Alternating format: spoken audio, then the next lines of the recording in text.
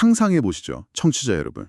주식시장이 마침내 그토록 고대하던 사상 최고치를 경신하는 겁니다.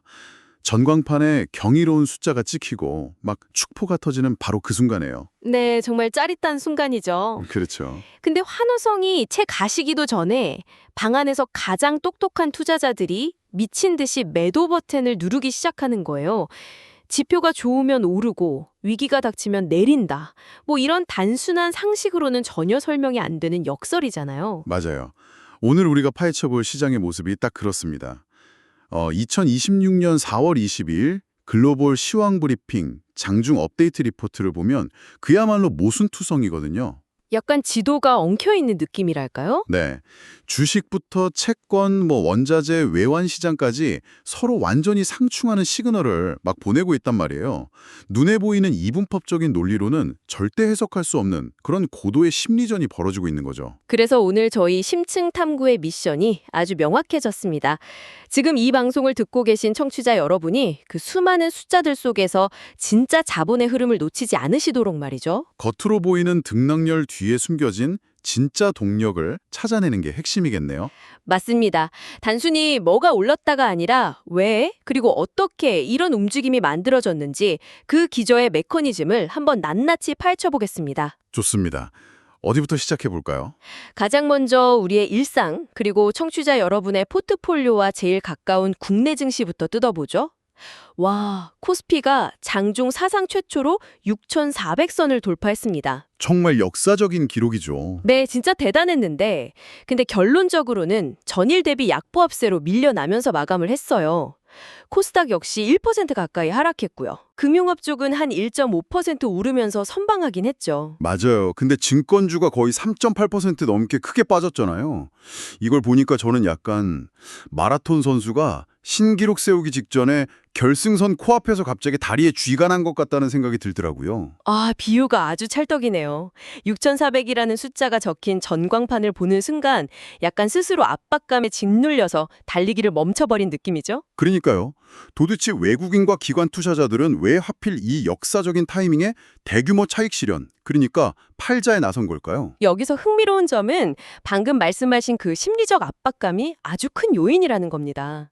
시장에서 6,400이라는 지수는 그냥 숫자가 아니거든요. 그럼 뭔가요? 오랜 시간 누적된 거대한 저항선이자 심리적 목표치란 말이에요.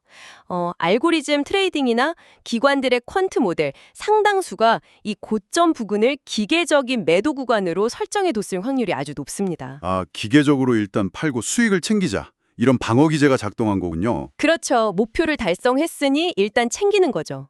근데 단지 숫자가 주는 중압감 때문만은 아니에요. 지금 투자자들의 시선은 이미 오늘이 아니라 그 내일의 불확실성을 향해 있거든요. 내일의 불확실성이라면 당장 눈앞에 다가온 대형 기술주들 실적 발표 말씀하시는 거죠? 맞습니다. 오늘 시총 2위 SK 하이닉스도 0.65% 하락했고 삼성전자도 한 0.8% 빠지면서 부진했잖아요. 이 반도체 투톱의 실적 이벤트가 어떻게 시장 전체의 발목을 잡은 건가요?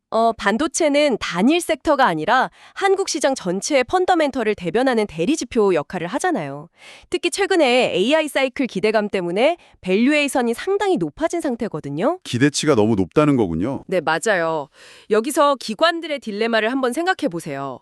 6,400이라는 고점에서 시장을 주도해온 기업의 실적이 기대치에 단 1%라도 못 미치면 어떻게 될까요? 와, 상상만 해도 아찔하네요. 조정폭이 엄청나겠는데요? 그렇죠. 그러니까 상승 모멘텀 자체가 꺾였다기보다는 거대한 성적표 공개를 앞두고 굳이 무리하게 베팅하자는 겁니다. 일단 현금을 쥐고 패를 확인하자는 구조적인 포지션 축소가 일어난 거죠. 아, 펀더멘털에 대한 불신이라기보다는 높아진 눈높이 자체가 리스크였네요. 자, 그럼 한국 시장을 숨죽이게 만든 또 다른 보이지 않는 손, 바다 건너 미국 시장으로 가보겠습니다. 네, 미국 시장도 참 재밌는 흐름이었죠. 여기서 정말 흥미로워지는 부분이 나옵니다. S&P 500, 다우존스, 나스닥 모두 하락 마감했어요. 나스닥은 간신히 보합 수준이었고요. 근데 하락의 트리거가 참 아이러니합니다. 트럼프 전 대통령 측의 그 이란 휴전 연장 발표 말씀하시는 거죠? 네, 바로 그겁니다. 아니 상식적으로 생각해보면 휴전이 연장됐으면 평화에 한 걸음 다가선 거잖아요. 그럼 리스크가 줄었으니까 랠리가 나와야 정상 아닌가요? 보통은 그렇게 생각하죠. 그런데 왜 뉴욕 증시는 반짝 선물 랠리만 하더니 결국 무너진 걸까요? 심지어 한국의 서학개미들까지 미국 주식을 막 대거 내다 파는 유턴 현상이 생겼단 말이에요. 그 모순을 이해하려면 전체적인 큰 그림에서 금융시장의 특이한 생리를 연결해 봐야 합니다. 아주 유명한 격언이 있잖아요. 시장은 악재보다 불확실성을 더 혐오한다. 아, 불확실성. 네, 정치나 외교적으로는 휴전 연장이 긍정적일 수 있어요. 하지만 철저하게 자본의 논리로만 움직이는 시장은 다르게 해석한 거죠. 투자자들은 휴전이라는 단어보다 연장이라는 단어에 꽂힌 겁니다. 연장이요. 그러니까 완전한 타결이나 종전이 아니라 그냥 질질 끄는 미붕책이라는 걸 간파했다는 거네요. 정확합니다. 왜 여기서 회담을 안 끝내고 평화협정으로 못 가냐 이거죠. 차라리 100% 나쁜 뉴스면 시장은 그 최악의 시나리오를 가격에 싹 반영해버리고 바닥을 다집니다. 악재를 프라이싱 해버리는 거군요. 그쵸. 근데 결말을 알 수 없는 팽팽한 긴장 상태가 무기한 연장된다. 이건 최악이거든요. 미 이란 2차 회담이 무산될 가능성이나 향후 협상이 완전히 결렬될 수도 있다는 불안감이 확 커진 겁니다. 그래서 최근 사상 최고가 찍으면서 부담을 느끼던 미국 투자자들한테 완벽한 매도 명분을 준 거군요. 서학개미들이 판 것도 일단 리스크 피하고 현금 챙기자는 생존 전략이었고요. 맞습니다.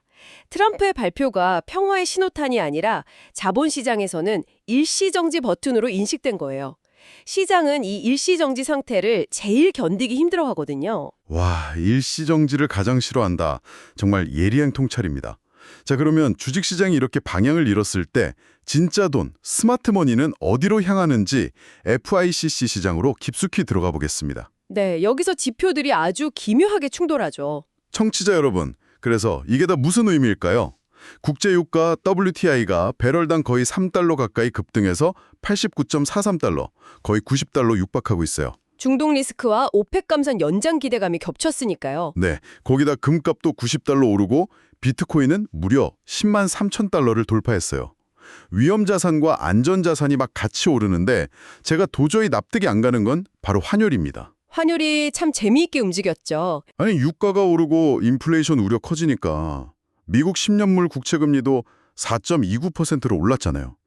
전형적으로 달러가 강세여야 하는 타이밍 아닌가요? 교과서적으로는 그렇습니다. 근데 원달러 환율은 1,445원으로 무려 5.30원이나 뚝 떨어졌어요.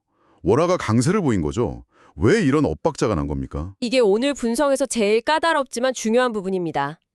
유가 급등이 인플레이션을 자극해서 미국 국채 금리를 올렸다는 건 누구나 아는 1차원적 메커니즘이죠. 네, 그러니까요. 근데 환율은 철저히 상대평가의 영역이거든요. 달러의 가치를 나타내는 달러 인덱스는 주요 6개 통화 대비 달러의 상대적 가치인데 여기서 유로화 비중이 거의 60%입니다. 압도적이죠. 아, 유로화가 핵심이군요. 네, 근데 오늘 유럽중앙은행 ECB의 향후 금리 경로에 대해 재평가가 급격히 일어났어요. 시장이 생각보다 매파적일 수 있다고 보면서 유로화 강세에 베팅이 들어간 겁니다. 아하, 유로화가 갑자기 무거워지니까 반대편에 있는 달러 인덱스가 159선 아래로 기계적으로 쑥 내려가 버린 거네요. 바로 그겁니다. 달러 약세가 유발되니까 그 반대급부로 한국 원화가 강세 압력을 받은 거죠. 한국 경제가 갑자기 좋아진 게 아니라 아주 미세한 금리 역학관계에 파도를 탄 겁니다. 꼬리에 꼬리를 무는 연쇄작용이네요. 정말 놀랍습니다. 그럼 이것도 좀 여쭤볼게요. 금이랑 비트코인이 동시에 오르는 이 특이한 선호 현상은 어떻게 봐야 하나요? 두 개가 완전 극단에 있는 자산이잖아요. 여기서 자본의 성향이 두 갈래로 나뉘는 걸 볼 수 있습니다. 금은 고전적인 안전자산이죠. 지정학적 위기가 오니까 실물 벙커로 숨는 자금들이고요. 10만 달러 돌파한 비트코인은요? 비트코인은 ETF라는 파이프라인을 통해서 제도권 스마트머니가 구조적으로 유입되는 거예요. 달러 약세라는 틈새를 파고들어서 인플레이션을 해지하면서도 동시에 초과 수익을 노리는 디지털 공격수인 셈이죠. 와, 전통적인 방패랑 디지털 공격수가 동시에 팔려나가는 거네요. 자, 그럼 시야를 좀 더 넓혀서 글로벌 증시를 보면 마치 두 개의 행성을 보는 것 같습니다. 디커플링 현상 말씀하시는군요. 네. 미국이랑 한국은 중동 리스크에 멍들어 있는데 중국 상하이 종합, 유럽 닥스, 일본 니케이, 호주 ASX까지 다 붉은색, 상승장 불을 켰단 말이에요. 똑같은 뉴스를 보는데 왜 얘네만 웃고 있는 건가요? 미국 중심에서 벗어난 국가들의 자체적인 방어력이 워낙 셌기 때문입니다. 예를 들어 일본은 엔화 약세를 무기로 수출 기업들이 호조를 보이면서 매크로 공포를 눌렀죠. 아, 수출 기업들 이익이 더 컸구나. 호주는요? 호주는 철광석 같은 원자재 중심 국가잖아요. 위기 상황에서 자원 가격이 오르니까 당연히 자원주 중심으로 시장에 뛴 겁니다. 그럼 유럽은 어떻습니까? 유럽은 방산주 강세가 핵심입니다. 우크라이나 평화협상 개시 기대감도 있지만 역설적으로 각국이 국방비를 늘리면서 방위산업 실적이 폭발하고 있거든요. 완전히 독자적인 로컬 호재들이네요. 각자만의 방탄조끼를 입고 미국의 하락 파도를 넘어버린 거군요. 맞습니다. 개별 모멘텀이 지정학적 우려를 상쇄한 거죠. 자, 청취자 여러분, 그럼 지금까지 상황을 쭉 정리해봤고 당장 모레 제 포트폴리오를 위해 캘린더 어디에 동그라미를 쳐야 할까요? 이번 주 핵심 변수들이 아주 많습니다. 수요일에 테슬라 실적과 미국 원유 재고, 목요일엔 예상치 0.9% 성장인 한국 1분기 GDP, 그리고 미국 신규 실업 수당 청구 건수랑 PMI, 다음 주 화요일엔 일본 BOJ 금리 결정의 비자 실적까지. 정말 꽉 찬 일정이네요. 전쟁이나 거시경제 수치 말고 테슬라나 비자 같은 개별 실적이 정말 이 무거운 흐름을 바꿀 수 있을까요? 이것은 정말 중요한 질문을 던지게 합니다. 완전히 바꿀 수 있습니다.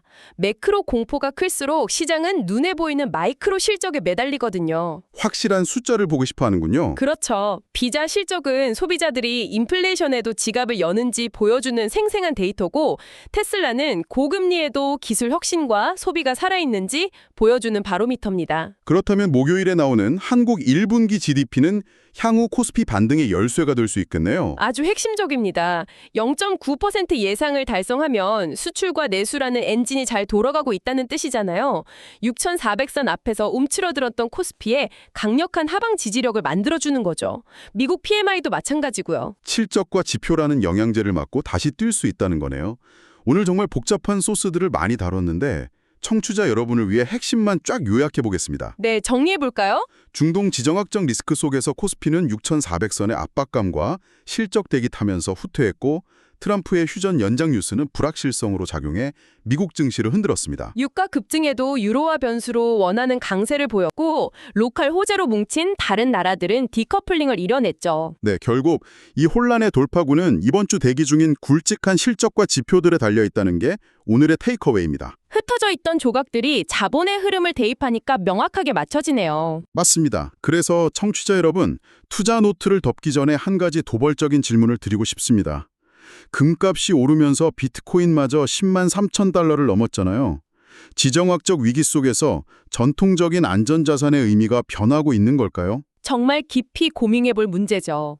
앞으로 여러분의 자산 배분 전략에서 진짜 방패 역할을 할 자산은 과연 무엇일지, 무거운 금괴일지 아니면 디지털 비트코인일지 스스로 한번 생각해 보시기 바랍니다. 시장의 규칙이 재편되는 시점이니까요. 네, 오늘 짚어본 이 맥락들이 여러분의 나침반이 되었길 바랍니다. 오늘 심층 탐구는 여기까지고요. 다음에도 뇌를 깨우는 더 유익하고 날카로운 통찰력과 함께 돌아오겠습니다. 청취자 여러분, 끝까지 함께해 주셔서 감사합니다.